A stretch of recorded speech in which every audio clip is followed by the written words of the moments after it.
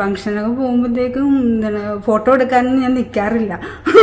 എനിക്ക് ബുദ്ധിമുട്ടായിട്ട് ഒരു ഫോട്ടോയ്ക്ക് നിൽക്കാറില്ല.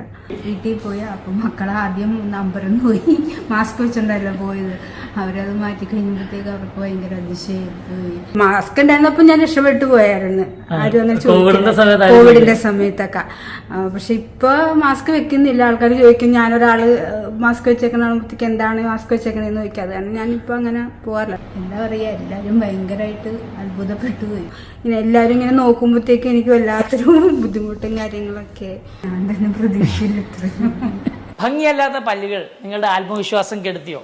അങ്ങനെയാണെങ്കിൽ നിങ്ങൾ ഈ വീഡിയോ കാണുക. അതോടൊപ്പം തന്നെ നിങ്ങൾ ഈ കാണുന്ന പോലെ പല്ലുകൾ നിരയത്തതല്ലാത്തതുകൊണ്ട് വിഷമിക്കുന്ന പലരും ഉണ്ട്. അങ്ങനെയുള്ളവർക്ക് ഇതുപോലെ പല്ലുകൾ ഭംഗിയായി ആത്മവിശ്വാസത്തോടെ ചിരിക്കാൻ ഒരാഴ്ച സമയം മതി.